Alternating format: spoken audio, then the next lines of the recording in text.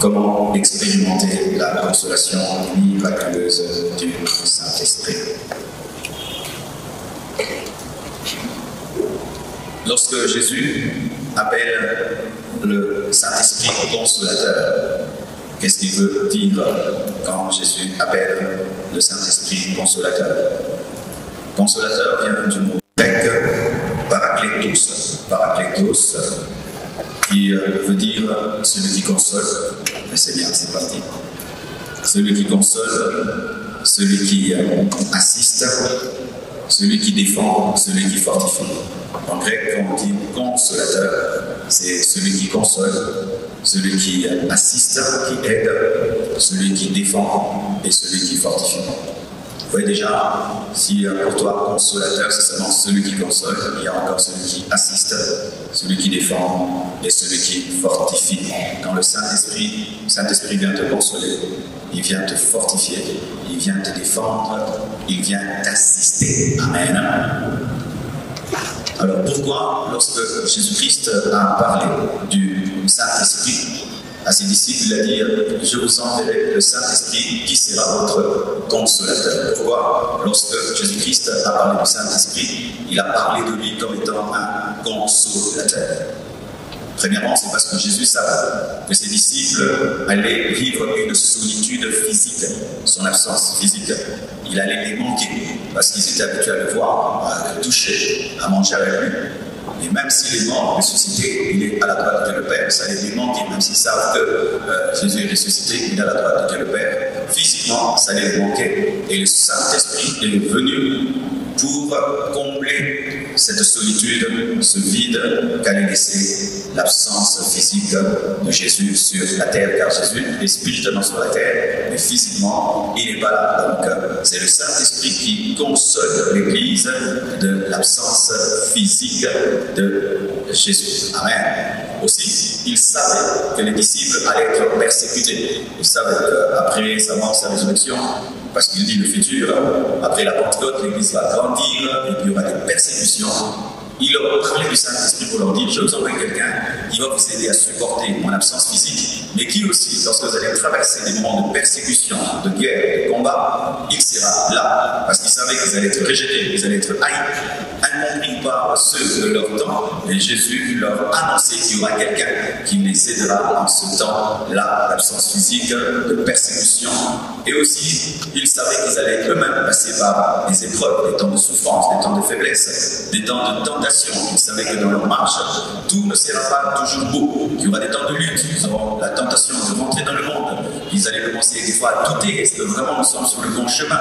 Ils savaient tout cela et il leur a dit, je vais vous envoyer quelqu'un qui va vous aider à supporter mon absence physique, quelqu'un qui va vous aider lorsque vous serez persécutés, haïs par le monde, quelqu'un aussi qui va vous aider dans vos épreuves, dans vos tentations, dans vos moments de doute, de lutte et de combat. Alléluia. Donc, c'était cela. Jésus-Christ, étant un grand stratège, n'a pas voulu laisser une église sans aide. Amen. Et connaissant l'homme, il connaissait comment est-ce que la foi en lui, étant absent physiquement, allait créer des problèmes dans l'homme qui a cru en lui. C'est pourquoi l'Esprit de Dieu est appelé consolateur, parce qu'il comble ses manques et il assiste dans ces moments d'épreuve, de tentation, de persécution et de solitude. Alléluia.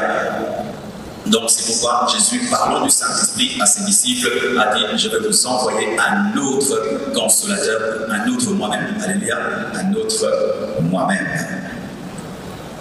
Donc, ça nous enseigne ceci, c'est que lorsque il t'arrive d'avoir besoin d'un contact physique avec Jésus, ton maître, le Saint-Esprit va t'aider. Amen. Pas à te donner une expérience physique, mais va te donner une expérience spirituelle qui va combler ce besoin physique. Amen. Alléluia. Alors nous voyons des gens qui, ne comprenant pas le rôle du Saint-Esprit, venu pour nous aider à être consolés de l'absence physique de Jésus, font des statues de Jésus, adorent des photos de Jésus. Lorsque tu as connu la consolation de l'esprit par rapport à l'absence physique de Jésus, tu ne seras pas amené à adorer des photos ou à adorer des statues ou de représentations de Dieu, car la consolation du Saint-Esprit te permet d'être en paix avec un Dieu que tu ne vois pas. Alléluia. Chaque fois dans ta vie que tu as besoin que Dieu devienne physique, tu passes à côté de la consolation du Saint-Esprit qui t'aide à vivre avec Jésus même s'il est esprit. Chaque fois que tu as besoin des choses physiques palpables pour que tu croies en Dieu, sache que tu as un problème avec le consolateur Saint-Esprit, parce que lorsqu'il joue profondément son rôle en toi, tu n'as plus besoin de statues, de photos, tu n'as plus besoin des matériaux physiques pour être en paix, car la consolation que l'Esprit te donne est tellement profonde que tu n'as pas besoin d'une représentation. Amen. Jésus savait que les hommes ont toujours besoin d'un Dieu qu'ils touchent. Nous voyons dans la Bible, lorsqu'Israël a quitté l'Égypte, et qu'ils ont été délivrés par un Dieu invisible, qu'ils ont vécu des miracles d'un Dieu invisible, qu'un Dieu invisible a fait pour eux des choses extraordinaires, mais malgré cela, ils ont voulu avoir un veau d'or. Au nom de l'Éternel, ils ont demandé à Aaron, le serviteur de Dieu, de leur donner un veau d'or, parce qu'un Dieu spirituel invisible ne leur suffisait pas.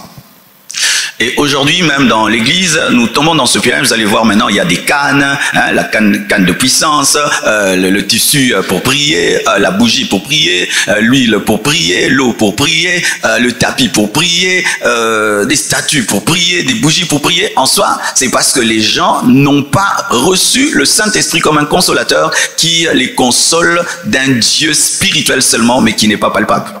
Amen. Hein? Laisse-toi consoler par l'Esprit et tu n'auras pas besoin de tout ça. Amen. Tu n'auras pas besoin de tout ça. Amen. Aussi, Jésus étant un maître honnête, n'a jamais dit à ses disciples que suivez-moi, on vous aimera. Suivez-moi, le monde sera toujours d'accord avec vous. Suivez-moi, Satan ne vous combattra jamais. Jésus savait que ses disciples allaient être des persécutés. Jésus savait que ses disciples allaient être des éprouvés. Jésus savait que ses disciples allaient être des personnes très combattues sur la terre. C'est pourquoi il leur a promis, il leur a dit, vous ne serez pas seuls dans vos persécutions, vous ne serez pas seuls dans vos combats. Je vais envoyer quelqu'un qui va se battre avec vous, qui va vous soutenir et qui va vous aider. Chaque fois que tu traverses des moments de persécution, d'épreuve, sache que tu n'es jamais seul. Amen. Hein? Jamais seul. Même si tu ne ressens pas la présence de Dieu, même si tu ne ressens même pas le feu, il y a quelqu'un qui est venu spécialement sur la terre pour tes temps d'épreuve, tes temps de combat, tes temps de lutte, tes temps de découragement, tes temps de tentation, le Saint-Esprit. Amen. Et une puissance ne peut pas faire ça. Ce n'est qu'une personne qui peut te consoler de l'absence d'une autre personne. C'est pourquoi Jésus l'appelle un autre consolateur, parce que Jésus est le premier consolateur. Alléluia. Et un consolateur n'est remplacé valablement que par un autre consolateur, et une personne n'est remplacée valablement que par une autre personne. Ce qui fait que le Saint-Esprit ne peut pas être qu'une puissance, parce que Jésus n'est pas que puissance, Jésus est personne. Et ce n'est qu'une personne qui console d'une personne. Alléluia. Vous comprenez ça? Amen. Donc, sachez que dans vos luttes, dans vos combats, dans vos persécutions, dans vos moments de solitude, il y a quelqu'un qui est venu spécialement sur la terre pour ça. Le Saint-Esprit. Acclamons le Saint-Esprit.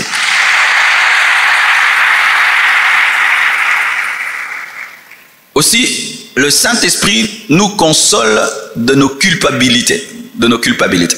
Il y a des gens qui sont ici, leur deuil, c'est le fait qu'un jour ils ont péché, ou ils ont même péché dans le monde, et malgré qu'ils sont en Christ, ils continuent à être culpabilisés par rapport à leur péché dans le monde, et d'autres, leur péché en Christ. Ils entendent toutes les fois la voix légale satanique de la loi qui les empêche de saisir la grâce de Dieu. Le Saint-Esprit vient également dans ta vie pour te consoler d'avoir péché. Alléluia. Parce que certains, leur deuil, c'est d'avoir péché contre Dieu.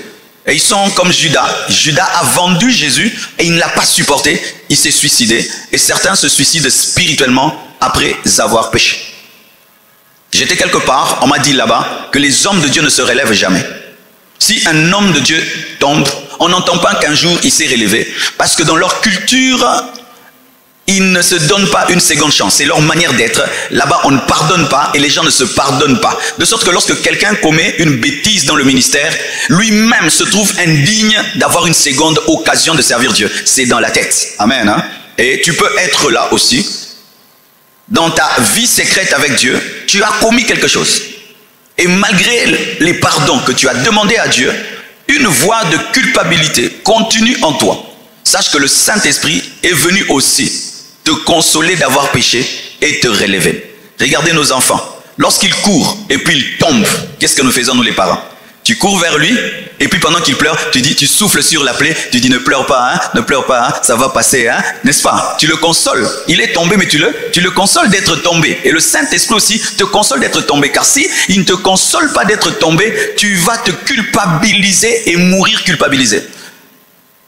Judas n'a pas entendu la voix de l'Esprit pour saisir la grâce. Mais Pierre a entendu la voix de l'Esprit pour saisir la grâce. Alléluia.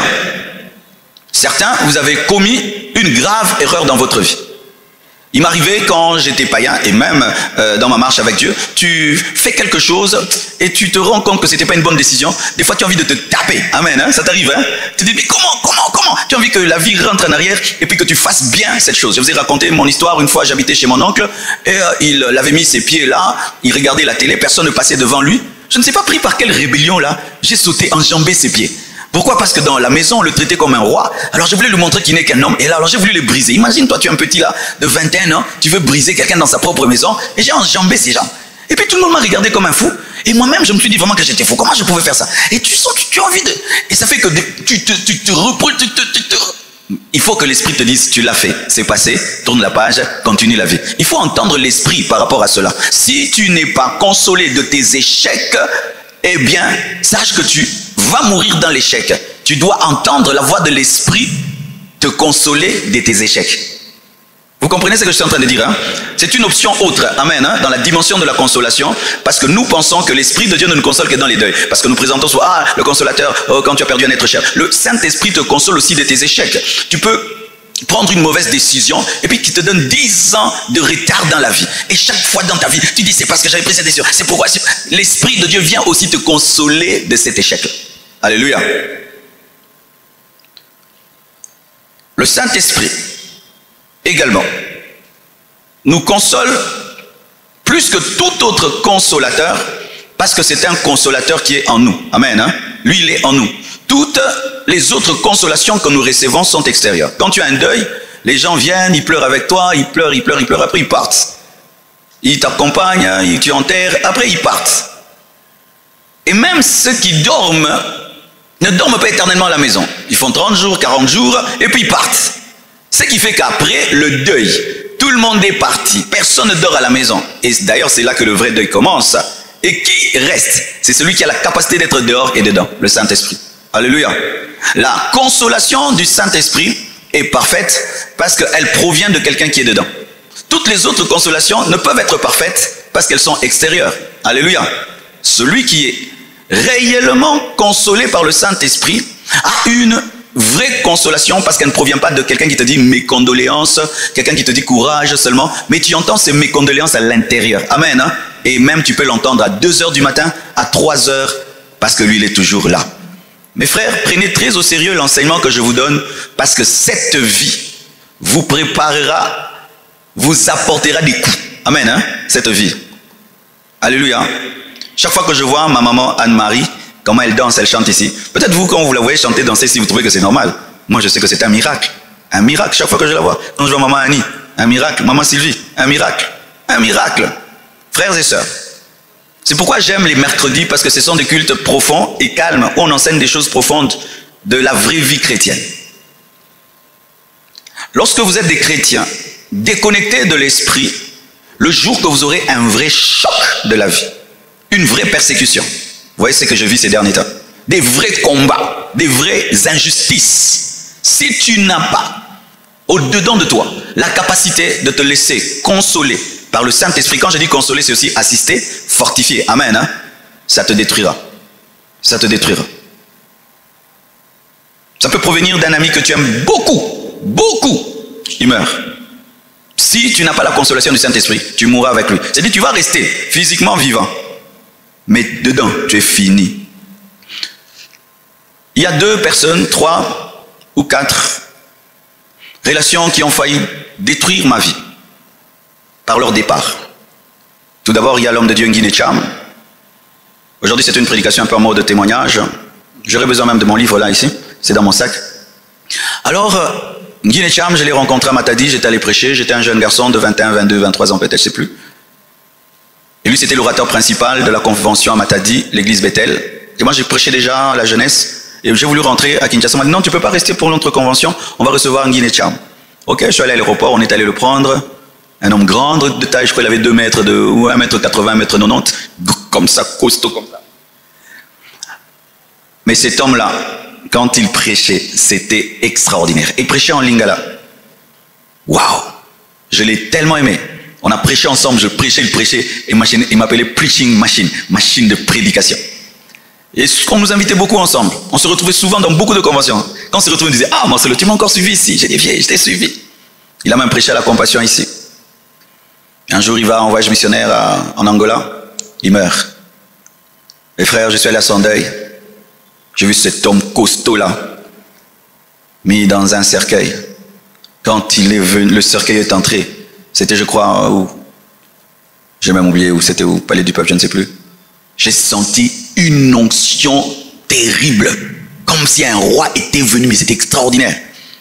Et puis Dieu va me parler. Il m'a dit, Marcelo, si tu ne changes pas ton régime alimentaire, tu ne te mets pas au sport, tu mourras comme lui.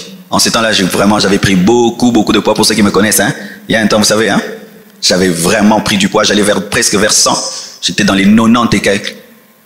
Son départ, l'esprit m'a parlé et m'a dit, change ton régime alimentaire, mets-toi au sport. Et j'avais maigri même de 10 kilos et tout. Son départ avait failli m'enlever le goût même de prêcher. Mais quand l'Esprit de Dieu m'a consolé, son départ m'a fortifié. Alléluia. Et m'a donné la force de prendre une décision que je savais que je devais prendre depuis toujours, mais que je n'avais pas prise. Un jour aussi, un papa Vincent, l'époux de maman Sylvie qui est parti. Lui, c'était pas un fidèle pour moi, c'était un ami. On était tellement proches qu'il était un ami pour moi. Un ami alors. Je lui racontais tout ce que j'allais devenir dans notre petite église de Lemba. J'ai dit, papa Vincent, moi Dieu m'a dit, je serai ça, je ferai ça, je ferai ça. Il est venu me voir dire, ah, mais ce que tu m'as dit, c'est accompli. Un jour, il est parti. Non, c'était terrible pour moi. J'étais tellement choqué que j'avais oublié de boire de l'eau pendant, je crois, 2 semaines. J'ai oublié que l'eau existait. Et je suis tombé malade. Infection urinaire. Je dis, comment j'ai attrapé ça? On m'a dit, ça fait beaucoup de temps que tu n'as plus bu l'eau. J'ai dit, au fait, l'eau existait encore. Il avait toujours son coin, il s'asseyait. Quand je prêchais, je le regardais. Et tu imagines, tu viens, il n'est pas là. Chaque fois que je prêchais bien, il me disait, ah, c'était bien, c'était bien, c'était bien. Tu peux être même découragé. Il fallait encore que le Saint-Esprit me console. Quand on dit consoler quelqu'un, que le Saint-Esprit te console, c'est pas seulement tu sens l'amour. Non, il t'enseigne. Amen. Je vais vous donner le verset, ne vous en faites pas. Il t'enseigne. Il devait me donner un enseignement pour que je le voie vivant au ciel. Jusqu'à présent, je sais qu'il est au ciel. Il fallait que j'arrive que cette parole que je prêchais aux gens, quand on va au paradis, il fallait que le Saint-Esprit me la prêche à moi-même. Parce que tu peux dire des choses, mais quand ça t'arrive, tu oublies. Il fallait qu'il me rappelle ce que Jésus avait dit. Amen. Hein? Et je me souviens aussi de papa Moubenga. Un papa très humble. Il s'était donné grave. Il avait une maladie, il ne nous disait pas. Il ne voulait pas déranger les gens. Il gardait ça pour lui. Et puis il est parti. Lui, c'était, je ne voulais même pas être à son deuil. Et je bénis Dieu. Ça avait coïncidé avec un voyage que j'avais à l'étranger. Je me sentais incapable d'être à son deuil et de prêcher à son deuil et de l'enterrer. Je me sentais incapable. Au point où des fois j'appelle un papa de son nom ici à l'église des fois. On me dit non, c'est pas son nom. Et il fallait encore que l'Esprit m'enseigne. Frères et sœurs, quand on dit que le Saint-Esprit est un consolateur, ce n'est pas seulement celui qui nous fait ressentir la paix ou la joie, mais c'est celui qui te donne un enseignement qui te donne la paix. C'est pourquoi tu dois avoir la capacité d'être enseignable et d'entendre l'Esprit de Dieu enseigner. Beaucoup d'entre vous, jusqu'à présent, vous tremblez des douleurs et des souffrances parce que vous ne savez pas vous faire enseigner par le Saint-Esprit. Certains même, c'est une déception amoureuse. Je connais des sœurs, à la veille de son mariage, l'homme dit non. Elle a déjà donné les invitations. Tout le monde est au courant. Comment tu auras encore le courage de regarder les gens si l'Esprit de Dieu ne t'enseigne pas que tu es une créature merveilleuse? Tu vas te prendre pour un déchet, tu vas te prendre pour une femme qui a vécu avec son mari et puis le mari divorce et va épouser une autre femme. Cette femme-là, si l'Esprit de Dieu ne te console pas de ce divorce, quand tu te regardes dans un miroir, tu vas penser que tu n'es rien. Alléluia. Il y a tellement de domaines de nos vies qui ont besoin de la consolation du Saint-Esprit. Alléluia. Acclamons le Seigneur.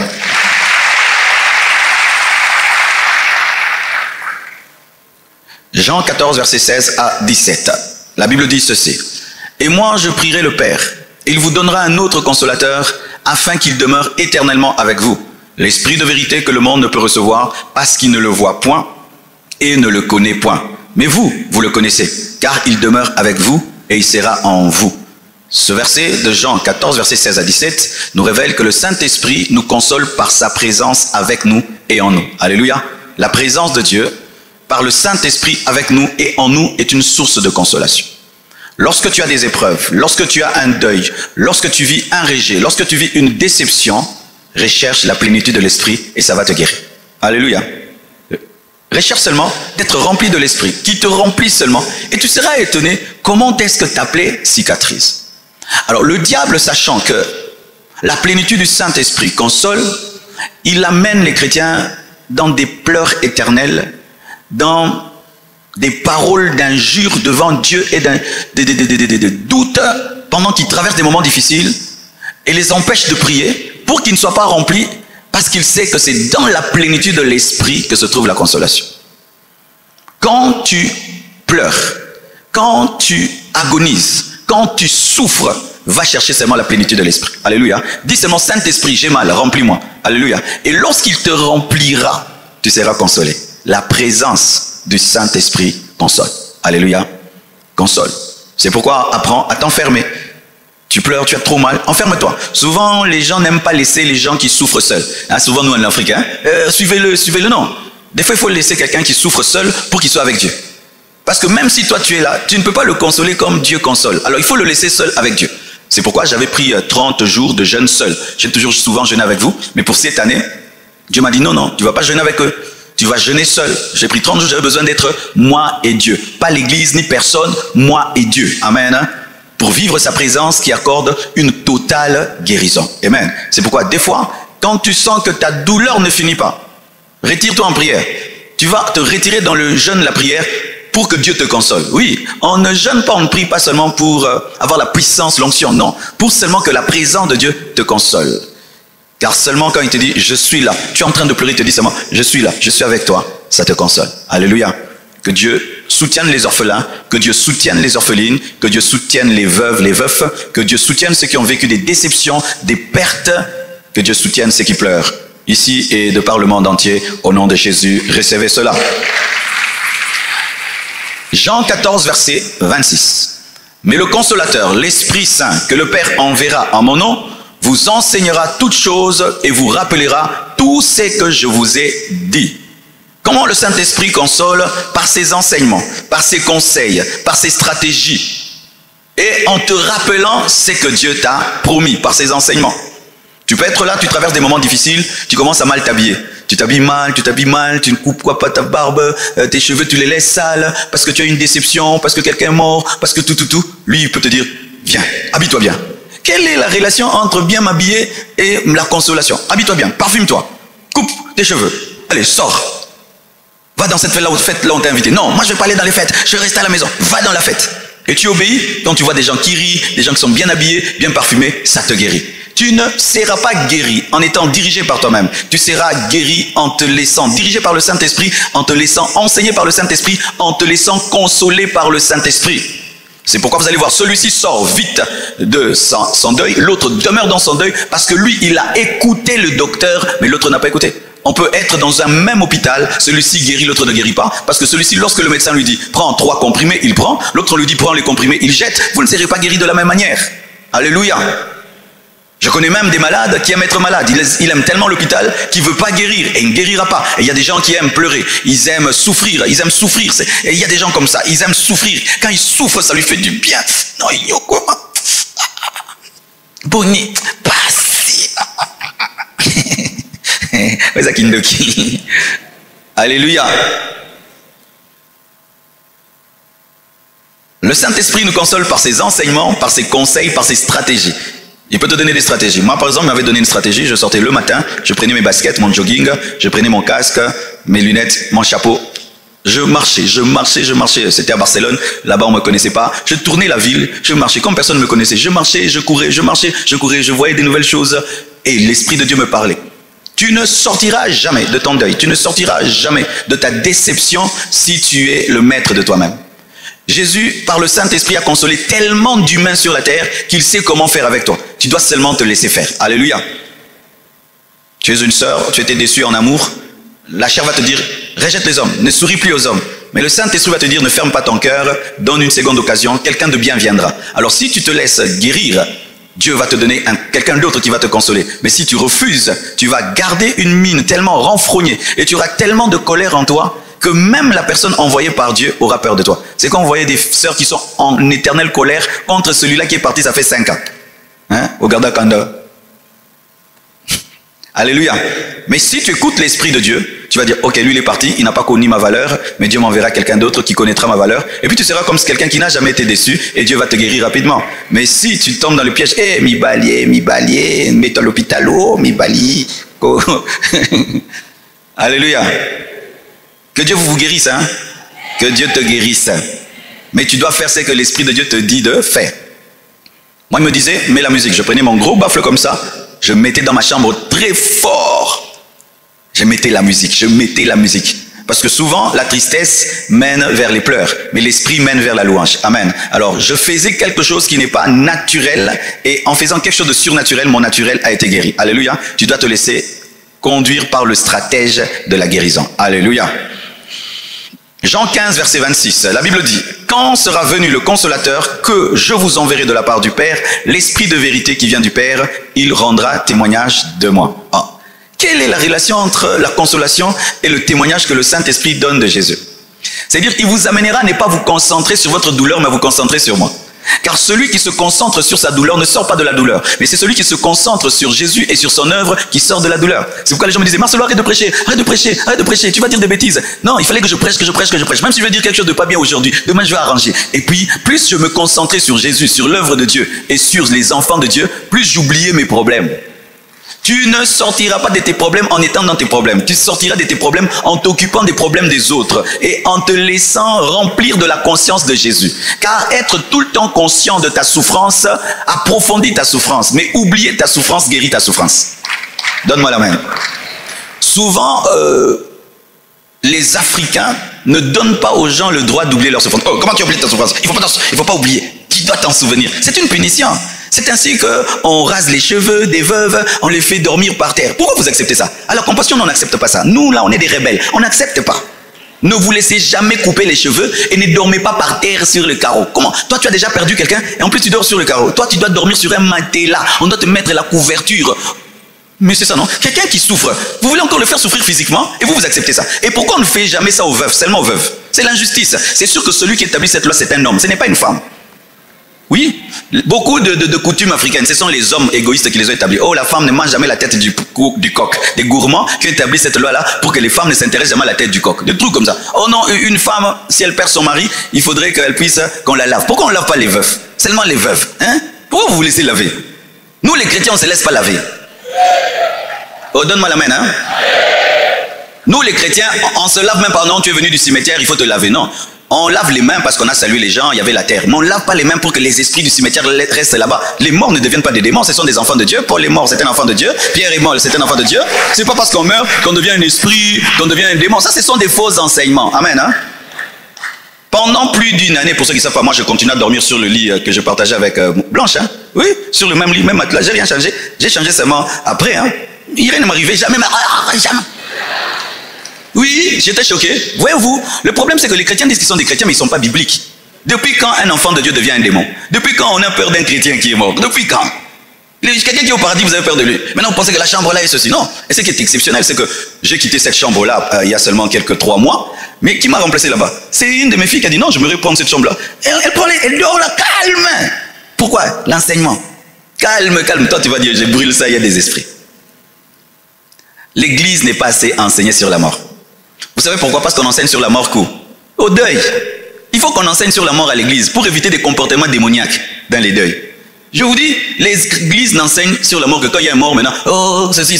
Mais il faut enseigner. La Bible est remplie d'enseignements sur la mort. Mais on ne touche pas ça. C'est pourquoi vous avez des comportements, des coutumes par rapport à la mort. Vous venez du deuil, vous vous lavez. Pourquoi vous vous lavez?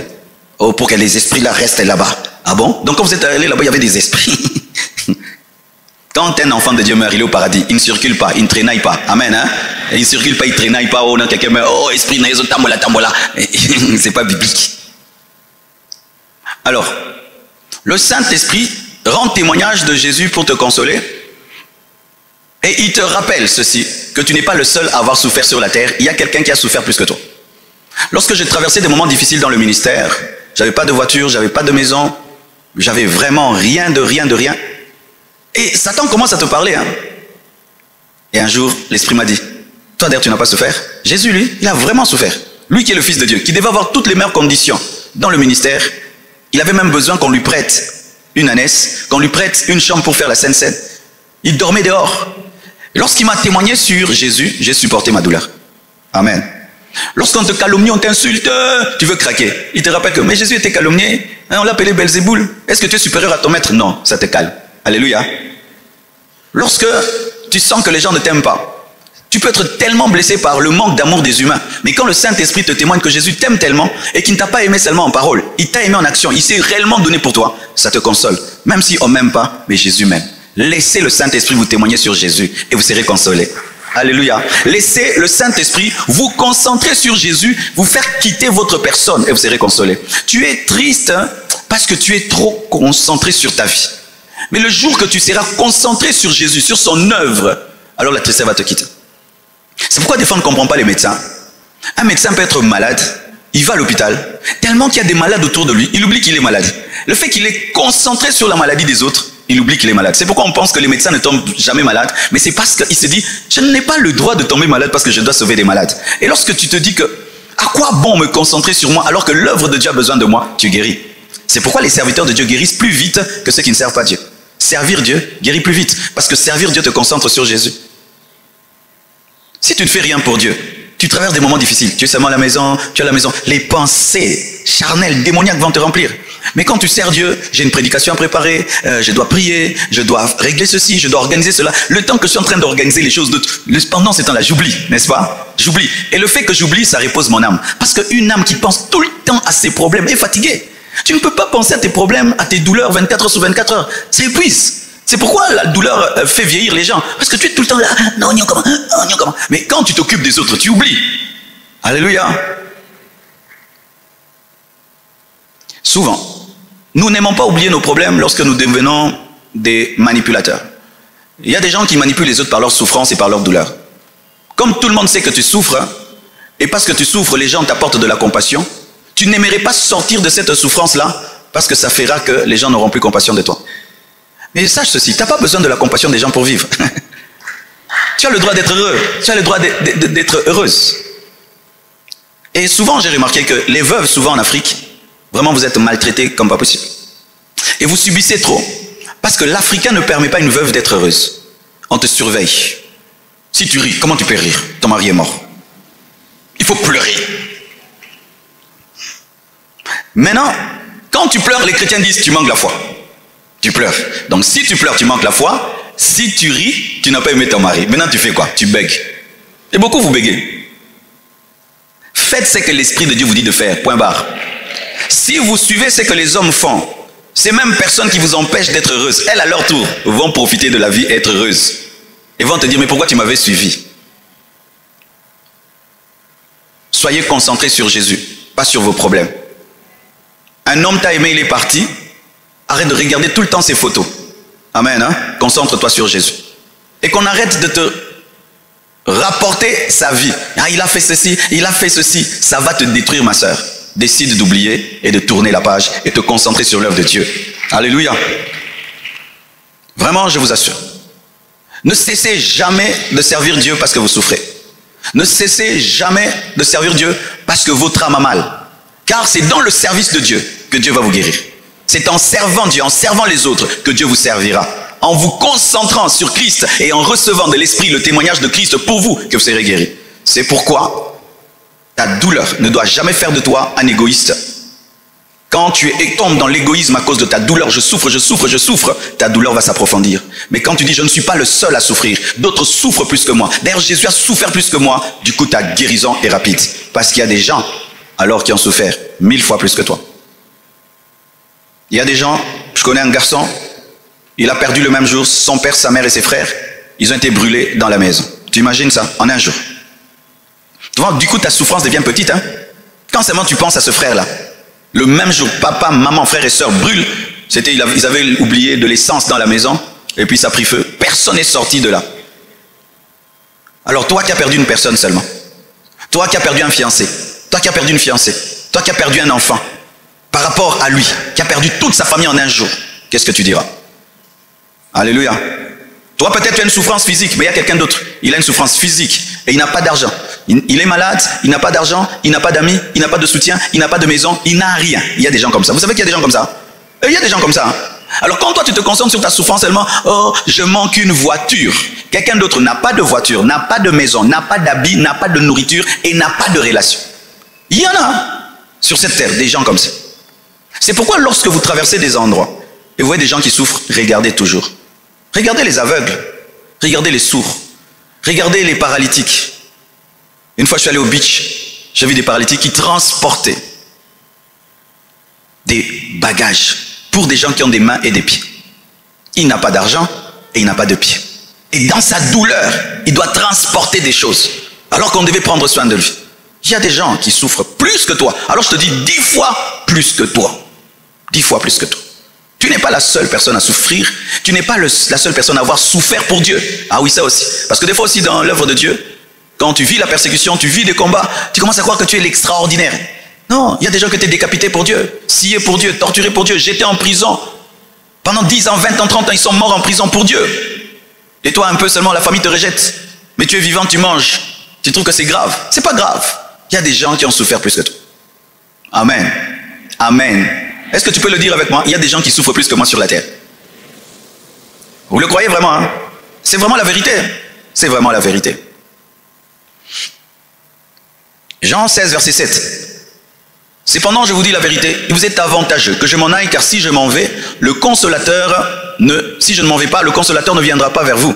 Mais si je m'en vais, je vous l'enverrai. Il présente le Saint-Esprit comme étant un consolateur avantageux, un avantage. Pour dire que les avantages que le Saint-Esprit vous apportera vous consoleront.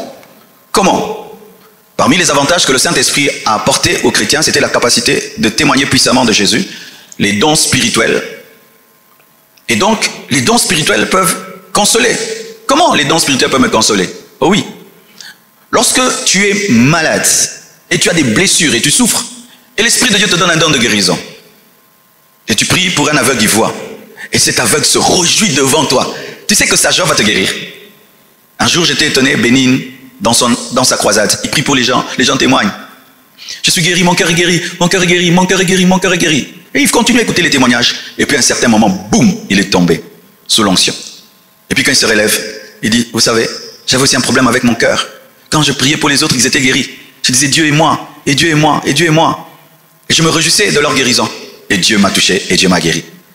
Lorsque tu deviens un canal des miracles et des prodiges pour les autres, ça te permet d'être consolé parce que tu sens que malgré ta douleur, tu es un instrument de Dieu. Et tu cesses de te concentrer sur tes difficultés, mais tu te concentres sur les résultats de l'onction de Dieu qui passe au travers de toi, et la joie des autres devient ta joie. C'est quand vous voyez quelqu'un qui n'a pas d'enfant, mais il est heureux pour l'enfant de l'autre. J'ai vu des femmes comme ça, elle élève les enfants des autres, elle en fait vraiment sa joie, et elle est guérie. Pourquoi? Parce que le miracle de l'autre devient son miracle. Le Saint-Esprit aussi te console en te faisant entrer dans une dimension plus grande en Dieu. Parce que souvent, nous les hommes, nous pensons que Dieu va te guérir toujours en remplaçant la chose que tu as perdue. Mais Dieu, des fois, ne fait pas cela. Il te fait entrer dans une dimension que tu n'as jamais connue. Et cette dimension que tu n'as jamais connue te comble tellement que tes blessures sont guéries. Alléluia. Exemple, tu souffres pour quelque chose, et puis un jour Jésus t'apparaît, l'Esprit de Dieu te oint d'une onction extraordinaire, que cela te comble tellement d'être utilisé par Dieu à ce niveau-là, que tout d'un coup, la blessure causée par le vide n'est plus. Lorsque les apôtres ont commencé à être puissamment utilisés par le Saint-Esprit, des miracles et des prodiges et tout le reste, ils ont été consolés de l'absence physique de Jésus. Alléluia. Donc une dimension supérieure, un niveau plus élevé dans le service pour Dieu, un don spirituel peut aussi être une source de consolation. Alléluia. Ça dérange un peu notre pensée humaine, Parce que nous pensons que Dieu doit toujours appuyer là où on a mal, mais des fois Dieu peut appuyer ailleurs et ça guérit là où tu as mal. Amen. Acclame le Seigneur.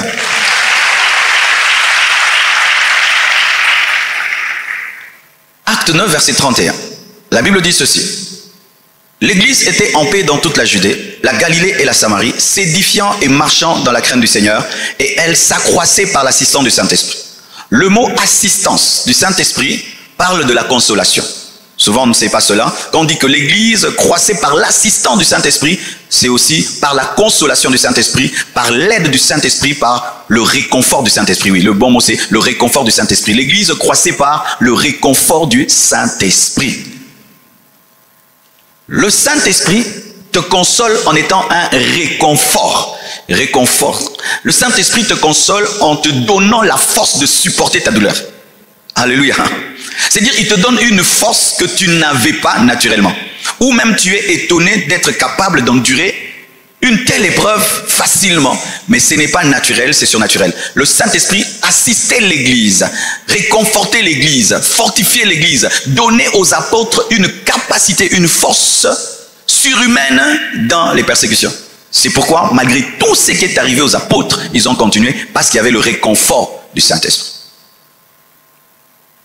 Lorsque la vie tire une flèche sur toi et tu es réellement touché, cours vers le Saint-Esprit pour avoir la force d'endurer cela. Sinon, ça peut te détruire. Ah oui, mes frères, il y a des douleurs dans la vie.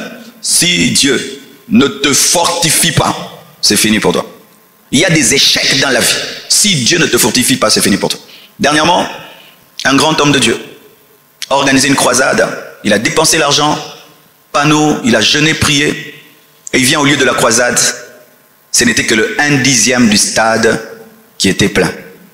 Tu vois, quand je te parle de ça, tu trouves que c'est rien. Mais moi, en tant qu'homme de Dieu, je sais ce que ça peut faire à un homme de Dieu. Quand j'ai vu ça, j'ai commencé à prier pour lui. J'ai dit, Dieu, fortifie-le, console-le, fortifie-le. Parce qu'il risque de ne plus jamais faire de croisade dans sa vie. C'est un choc qui t'arrive dans le ministère. Si l'Esprit de Dieu ne te fortifie pas, ton ministère meurt. Il y a des échecs qui sont dangereux dans la vie. Même un garçon qui dit à une fille, je t'aime. Pourquoi certains garçons n'osent pas dire à une fille, je t'aime, je vais t'épouser? Parce qu'ils ont peur de recevoir un non. Il sait que lui, s'il reçoit un non, il ne se relèvera plus jamais. Oui, certains risquent de ne jamais se marier, c'est parce qu'un jour on leur dit non. C'est pourquoi ma soeur, en français. On ne dit pas non à un homme en ajoutant les insultes. Déjà lui dire non, c'est grave. Tu ajoutes aussi, tu insultes. Hein, ta grosse tête là, hein, tu t'es vu, tu m'as vu. N'ajoutez jamais la douleur sur la douleur. Amen. Hein? Quand un homme vient te demander la main, il t'a honoré. Il n'est pas venu pour l'impudicité, n'est-ce pas, non? Il vient pour t'épouser. Même si ce n'est pas ton genre, même si ce n'est pas ton style, même si ce n'est pas ton niveau social, intellectuel, mais il t'a quand même honoré. Laisse-leur partir en paix. Dis-lui, merci mon frère, pour tes émotions. Je vois que tu m'aimes beaucoup, mais laisse-moi prier Dieu. Hein? S'il me parle, je te dirai. Mais même toi-même, tu sais que Dieu ne va pas parler. Pour amortir les chocs. Hein? Tu vois les kofis, hein? Quand on donne un coup, même les... Et puis quand il revient, tu dis vraiment, je prie que Dieu te donne une femme pour ta destinée, parce que tu es un grand homme. Il part, il se sent grand. Parce que tu ne sais pas demain. Il peut devenir un colonel. Et un jour, il va t'arrêter. Au lieu de 2 semaines en prison, tu vas faire 2 mois. La vie est longue. Amen. Hein? N'ajoutez pas la blessure sur la blessure. Alors, je parlais de cet homme de Dieu. Mes frères, quand j'ai vu ça, j'ai eu pitié pour lui. J'ai vu le sacrifice, il avait jeûné longtemps. J'ai dit, Dieu, aide-le à continuer à te servir. Aide-le à faire encore une autre croisade. Sinon, il n'en fera plus jamais. Et je ne me suis pas renseigné s'il a pu même faire encore une croisade. Mais c'était un échec qui a créé une déception terrible. Je ne sais pas dans quel domaine tu as échoué, ou tu as une déception terrible dans ta vie. Mais fais très attention. Laisse le Saint-Esprit te reconforter. Amen. Hein? Te tenir debout. Tu peux encore, tu peux encore, tu peux encore. Sinon, ce sera la fin. Je connais un homme de Dieu. Lorsque seulement il a perdu sa femme, son ministère s'est arrêté. Quand seulement sa femme est morte, son ministère s'est arrêté.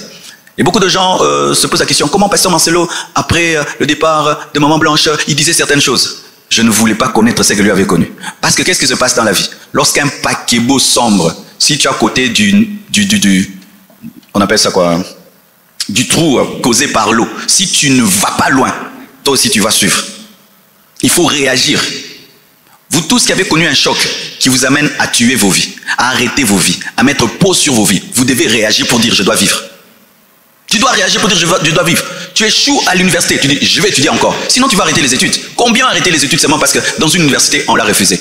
Tu t'es pas laissé réconforter par le Saint-Esprit, tu as arrêté les études. Tu avais dit je vais arrêter pour une année. Ça fait 3 ans que tu n'étudies plus. Tu ne crois plus que tu es intelligent. Mais si tu t'étais laissé réconforter, tu allais te relever, tu continues les études. C'est pourquoi vous remarquez souvent, j'aime bien suivre des fois les cascadeurs, ceux qui utilisent des motos qui tournent, ceux qui utilisent des motos qui vont dans des forêts. J'ai remarqué que s'il tombe, qu'est-ce qu'il fait? Il prend encore la moto, il se relève. Vous savez pourquoi? Parce qu'il refuse que ce choc-là reste dans sa tête. Il risque de ne jamais plus toucher une moto. Quand tu fais un accident, si tu as peur d'une voiture, tu ne vas plus conduire. Hein? Tu dois le lendemain, tu prends la voiture, tu conduis. Sinon, ça va rester dedans. Ce sera fini pour toi. Alléluia. Laisse-toi reconforter. C'est-à-dire, laisse le Saint-Esprit te donner une force que tu n'avais pas. Laisse-lui te redonner la force que tu as perdue. Amen. L'Église croissait par la consolation et le réconfort du Saint-Esprit. La consolation du Saint-Esprit est élevée au-dessus de celle des hommes parce que c'est une consolation qui est intérieure, permanente, et qui est accordée par quelqu'un qui connaît tout, donc il sait où toucher, par quelqu'un qui est omniprésent, il t'accompagne partout, et par quelqu'un qui est omnipotent, c'est-à-dire il peut guérir toutes les blessures, parce que certains médecins ne guérissent pas tout, mais lui peut guérir toutes les blessures, et par quelqu'un qui est sage, parce que des fois, quand les autres souffrent, on manque souvent la sagesse de leur parler, mais lui aura toujours la sagesse de te parler. Vous savez, des fois, quand les gens souffrent, les gens vraiment manquent la sagesse à niveau. Moi-même, j'ai manqué beaucoup de sagesse quand les gens souffraient. Hein. Des fois, j'ai honte des prédications que je prêchais dans certains deuils. Tu arrives là-bas, les gens pleurent. Les félos! Imagine, tu viens dans un deuil, leur papa est mort, ils sont en train de pleurer leur papa. Je ne sais même pas si lui, il est allé où. Peut-être il est allé en enfer comme il est là. Et même si c'est vrai, peut-être lui qui est là dans ces cercueils-là, il est peut-être allé en enfer, hein, parce que tout dépend de la vie que lui, il a menée, hein, mes frères.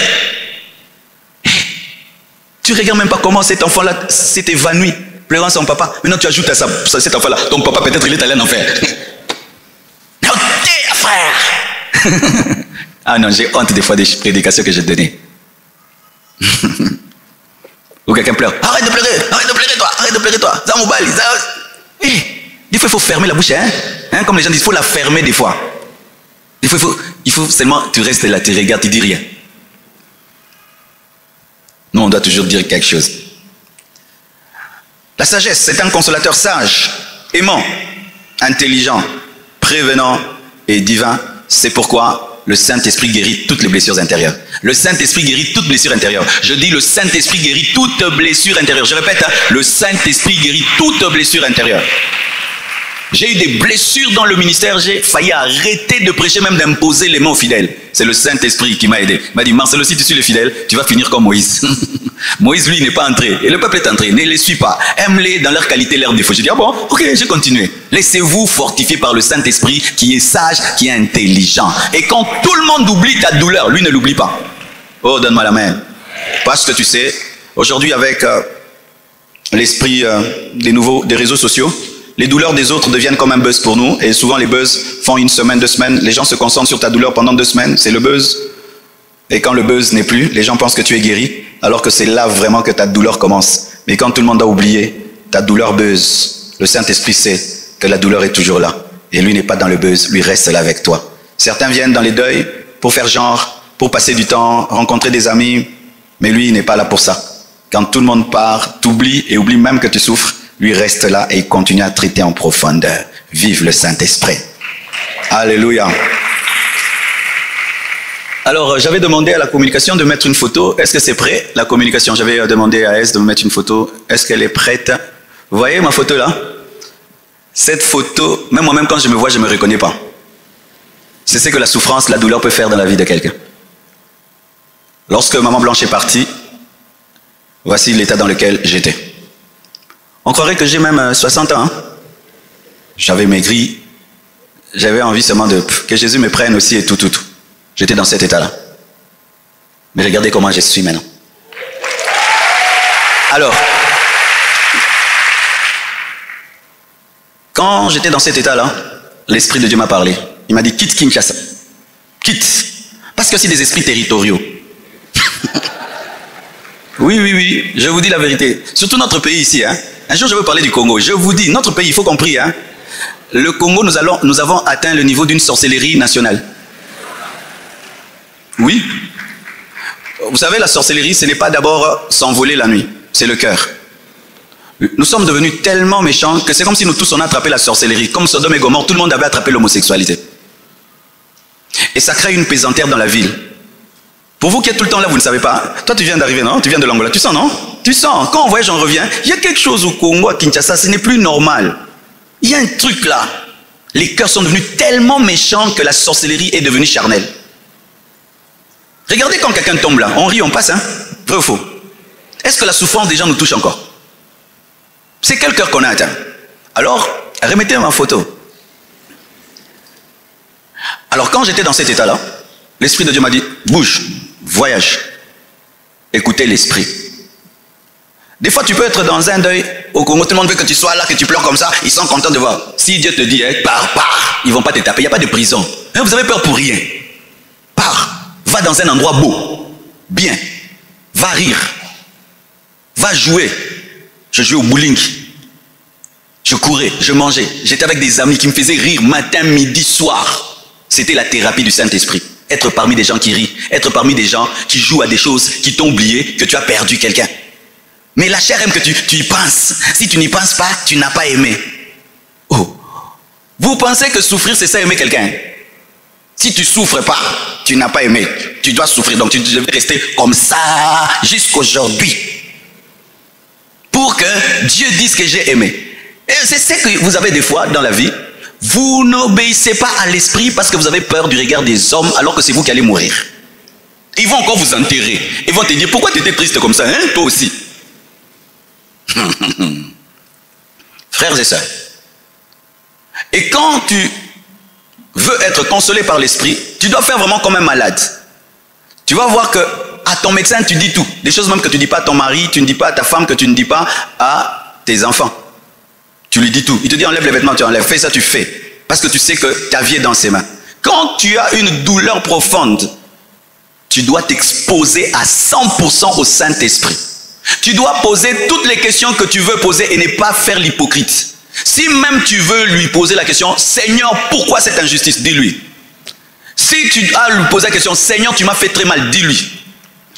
Si tu es à lui dire, Seigneur, je croyais que tu es fidèle, mais tu n'étais pas. Dis-lui tout, parce que même si tu ne le dis pas, il sait que dans le cœur tu le dis. Alors, bim, ça, on rara, ça. C'est pourquoi Jésus aimait Pierre, parce que Pierre ne cachait rien dans le cœur. Jésus. Il a dit à Jésus, nous avons tout abandonné, nous t'avons suivi. Qu'est-ce que nous aurons? Jésus n'a pas dit, regarde-moi ce cupide. Il a aimé sa sincérité. Quand tu traverses des moments difficiles, ne sois pas religieux, sois sincère. Dis à Dieu, pourquoi une telle douleur? Pourquoi tu as permis ça? Quel est ton plan, hein? Qu'est-ce que toi tu gagnes dans ça, Seigneur? Pourquoi? Ce sont les questions qui engendrent des grands enseignements. Lorsque vous lisez le Nouveau Testament, la plupart des enseignements de Jésus provenaient des questions. Le problème, c'est que la religion a fait de nous des hommes muets devant Dieu alors que nos cœurs bouillonnent. C'est de l'hypocrisie. Tu lui dis, pourquoi tu as pris mon père et puis tu as pris ma mère? Et pourquoi cette souffrance, Seigneur? Pourquoi? Donc moi je suis venu souffrir sur la terre. Tu dois m'expliquer si c'est ça ma destinée, hein? Comme ça je ne cherche pas à réussir. Dieu aime celui qui prie comme ça. Il va dire, calme-toi, attends, j'ai des projets de bonheur pour toi. Mais ça c'est le projet de bonheur? Ça c'est le bonheur. Où est le bonheur dedans? Dis-moi vraiment où est le bonheur. Mais même si tu ne le dis pas, tu le dis déjà dans le cœur. Dis-le seulement, non? C'est alors qu'il va t'enseigner. Lis tel passage, regarde ceci, regarde cela, regarde ceci, regarde cela. Il va t'enseigner, il va te conseiller, il va t'enseigner. Alors,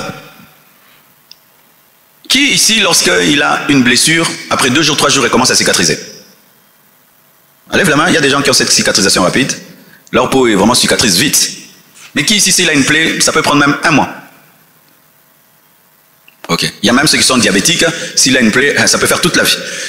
Alors, souvent, on peut avoir la même plaie, mais on n'a pas le même niveau de cicatrisation. Ce n'est pas que la plaie de l'autre était fausse. C'était la même plaie que toi. Mais lui, il a une dimension de cicatrisation rapide. Maintenant, souvent, les gens pensent que si tu cicatrises vite, donc tu n'avais pas une plaie. Non, c'était la même plaie que toi, mais l'autre a beaucoup de vitamine K. Mais l'autre est diabétique, parce qu'il y a des diabétiques spirituels. Ce sont des gens qui ne guérissent jamais. Les diabétiques spirituels, ce sont des gens qui, à la mort, vont emporter dans le tombeau même 20 blessures. Mon père m'a maltraité, il meurt avec ça. Mon mari m'a fait souffrir, il meurt avec ça. Le professeur de mathématiques était méchant avec moi, il meurt avec ça. Dans telle église, on ne m'aimait pas, il meurt avec ça. Tel fiancé m'avait abandonné, il meurt avec ça. Mes enfants m'ont déçu, il meurt avec ça. Donc ce sont vraiment des diabétiques spirituels. Donc ils ont des plaies éternelles. Yesuki Ozuki sie libela abikati. Nanazabonga. En français. Lui, s'il est blessé, il ne guérit jamais. Et certains se glorifient même de ce cœur-là. Moi, mon cœur est fragile. Hein? Faut pas blesser mon cœur. Moi, si on me blesse vraiment, tu as un cœur fragile. Dans ce monde où les bébés naissent en pleurant. Hein, ce monde-ci où les bébés, quand ils entrent, dans ce monde-ci, toi, tu as un cœur fragile. Dieu veut que tu aies un front en diamant. Un front en diamant. Alléluia, un front en diamant. Tu peux être blessé, même par tes enfants. On a des parents, tu élèves un enfant, tu lui payes les études, il devient grand, il t'oublie. Il y a des parents, leurs blessures, ce sont ses enfants. Les enfants ne l'aident pas. Un homme âgé est venu me voir ici, 80 ans mes frères. Il fut un homme élevé dans ce pays. Quand il était riche, haut placé politiquement, il a donné le meilleur à ses enfants. Mais quand il est devenu vieux, il a perdu le travail. Cet homme a demandé même l'argent pour payer son loyer. Et je lui ai dit, papa, mais t'as pas d'enfants? J'ai des enfants. Mais il ne m'aide pas. Il a commencé à pleurer. Cette vie est terrible, mes frères. Tu peux travailler avec un patron, l'entreprise devient grande, il te chasse. Tu peux aimer ton ami, tu es toujours là pour lui. Mais le jour que tu as un problème, lui ne vient pas. Tu peux te donner au bonheur des autres, mais quand il s'agit de toi, personne n'est là. Les blessures viennent de partout. Alors dans un monde des blessures, tu ne peux pas être faible. Si tu es faible, tu vas mourir. Tu dois être fort et très fort. Mais cette force, tu ne l'auras pas naturellement. Tu ne peux l'avoir qu'à genoux devant Dieu. En lisant ta Bible, en lisant des livres qui te fortifient, en écoutant des gens qui te fortifient. Sans cela, les coups de la vie vont te transformer. Hein. C'est qu'on voit quelqu'un qui riait. Il ne rit plus. Hein. Comment c'est ça? Oh, hey, la vie. Tu vois, il aidait les gens. Il n'aide plus personne. Hein. Il n'aide plus personne. Parce qu'il a aidé. On ne l'a jamais aidé. Le Saint-Esprit console. Et il est disponible. Que Dieu vous bénisse abondamment.